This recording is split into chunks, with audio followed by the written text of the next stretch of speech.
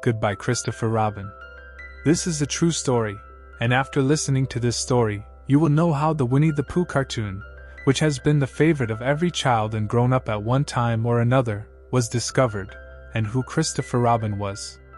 Under what circumstances all these stories were made. This story starts from World War II. In 1941, when a man named Alan Alexander Milne, a woman's letter comes to him, and he becomes emotional after seeing that letter.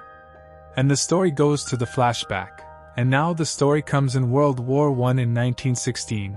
When Alan is a part of this war, he fights the war, and after fighting the war, he comes back to his wife Daphne, because now the war is over. Alan is a famous writer by profession, who writes poems and plays. Now slowly time passes and a child is born in their house, and they name that child Christopher Robin. Lovingly they call him Billy Moon. But Alan's wife is not happy with the birth of Christopher, because she did not want a boy to be born in their house, she wanted a girl to be born in their house. She tells Alan that I can't love him anymore, because when he grows up, he too will go to war, and I will have to wait for him the way I waited for you. That too without any expectation. And I can't stand it anymore. So Christopher hires a nanny for Robin, named Olive. And Olive is very much in love with Christopher Robin. Time slowly passes, and Christopher Robin turns 3 years old. But during these 3 years, Olive is the only one who takes care of him.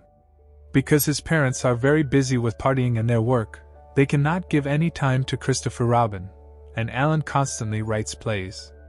But now he is bored with his work, and he wants to go to some isolated place where he can write something new and good. That's why he moves with his whole family to a countryside place in England, which is completely a forest.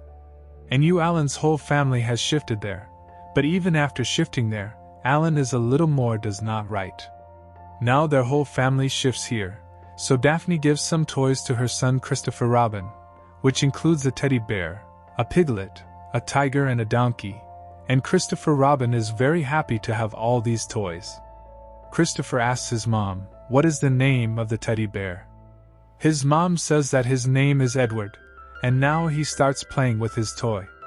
Now one day Christopher's dad Alan is going towards the woods, and Christopher also starts following him. And when his dad sees him, his dad tells him that you should go home. Christopher asks, should I go back? His dad tells him not to come with me, and they both start walking forward. Now Christopher tells his dad that can you name the donkey that I have? His dad says that his name is Eeyore, and Christopher is very happy to hear this name. Now these people are going ahead when Alan hears the sound of bees, and he is shocked to hear that sound. In fact, that sound reminds him of World War I, when it was also a war.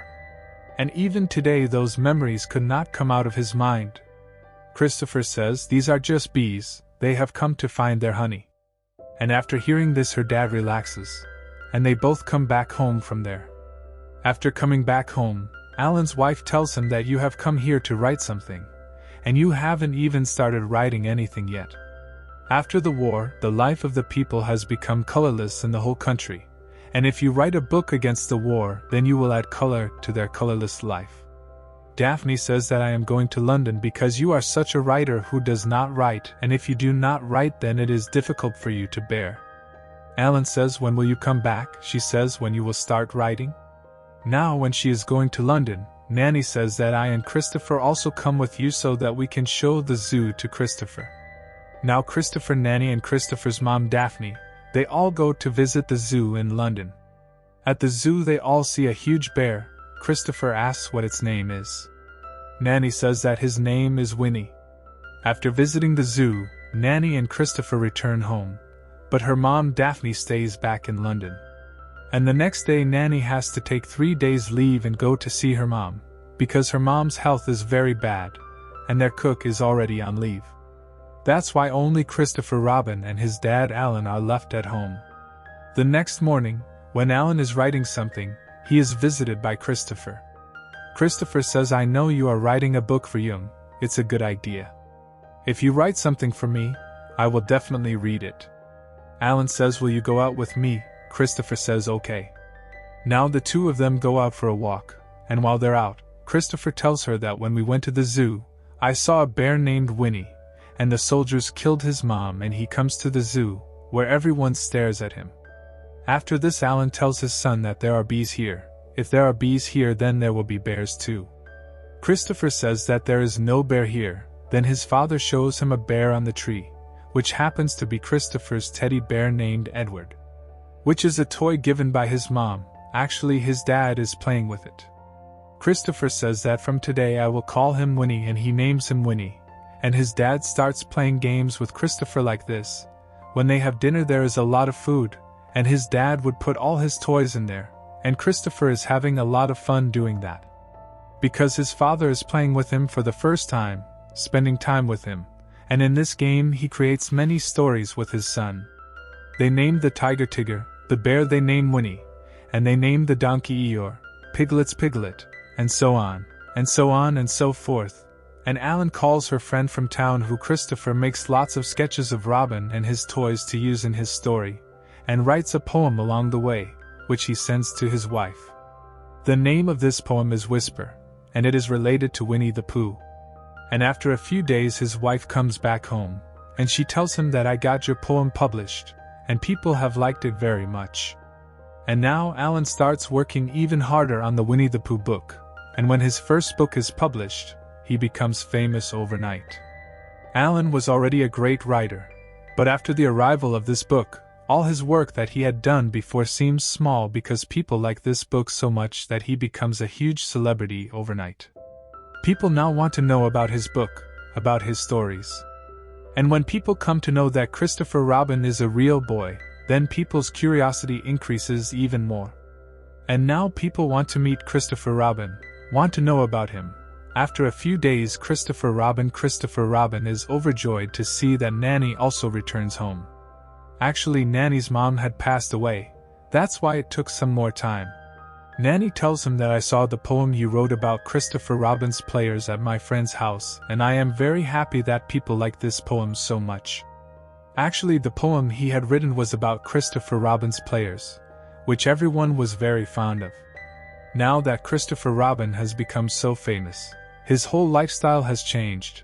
Many letters come for him every day. He goes to parties. People want to take pictures with him, want his autograph.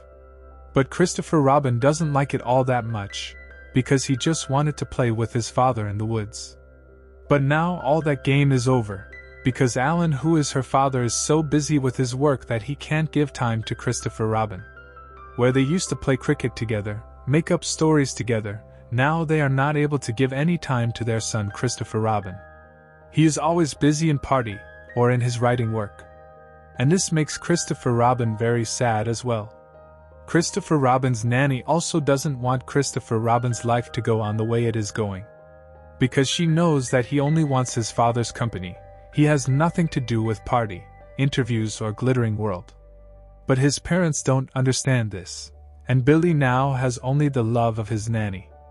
But a few days later, Nanny also falls in love with a man named Alcid, and when Billy learns of this, he is deeply saddened. Because he does not want to share Nanny with anyone, although Nanny loves him more than her son. But Christopher Robin thinks that if she gets married, she will go away from him, and he tells this to his mom and dad. Tells that she is getting married, because she thinks that if she gets married, she will leave me forever. And when her dad comes to know about this, Christopher's mom, Daphne Nanny, she taunts, says that now we understand why our son used to be so sad. Nanny tells Alan that you are not doing what is best for Christopher. You are using her to sell your books, make her feel that you care about her. Christopher's mom, Daphne, spoke. Care. I have given birth to him. Nanny says sorry, but even animals give birth. She tells Alan that a father should support his son, he needs you. And Nanny leaves less. Christopher is very sad about this, although it is not so easy for Nanny to leave him, because she loves him very much. But now he is forced to. And after Nanny leaves, Alan slowly realizes that he made a mistake. Actually, this is Christopher Robin's age to play, not to give interviews, to go to parties. And one day he tells his son that after today I will talk about Christopher Robin, about Winnie the Pooh, about Tigger I will not write anything about. Not even a word. Christopher Robin says, will Winnie the Pooh be ours again? Alan says no, now he has become of the world. But I promise you I will never write a line about Christopher Robin again. And neither will you have to click photographs, nor will you have to go for tea with big people. Now you can do whatever you want. Christopher Robin is very happy with this, and now his dad would have admitted him to a boarding school, but the children there bullied Christopher Robin a lot because of Winnie the Pooh. He gets very upset because of this. Time passes slowly, and he grows up. Now World War II has started and he wants to join the army. But when he gives the test, he fails in the medical. This makes him very disappointed. Actually, he wants to join the army. He wants to do something for his country. He wants to make an identity for himself. He tells his dad that I know that you can get me passed in medical. Because you reside in the heart of every citizen of the country, and all this has become possible because of me. And Alan reluctantly gets him recruited in the army. And before going to war, Christopher tells his dad that that bear ruined my life. Wherever I go, people know. When I was little, we used to play in the woods, and then you wrote the book and everything is over and you've changed completely. Alan says that this is not true, as soon as I realized that I had stopped writing. Those were the best days of my life, says Christopher. Then you sold them. Alan says that you had told me to write a book about him. Christopher says that I did not say about me, but for me. And after that Christopher goes to the war by train. The story flashes back to the present, and Alan opens the letter she just received, which states that your son is missing, possibly killed. He is completely broken after hearing this news. His wife also cries a lot. And then Alan goes to Christopher's nanny. When Nanny finds out, Nanny also starts crying loudly. Because she still loves Christopher very much, considers him her son. And one night when Alan is sitting outside his house, he sees someone coming from the front, and when he looks carefully, his son Christopher Robin is coming from there. He comes alive, and shakes hands with him. Alan tells his son, "Are you really Billy Moon?" because he always called his son Billy Moon. He says, "Yes, I am alive." After that, Christopher Robin's mom also comes.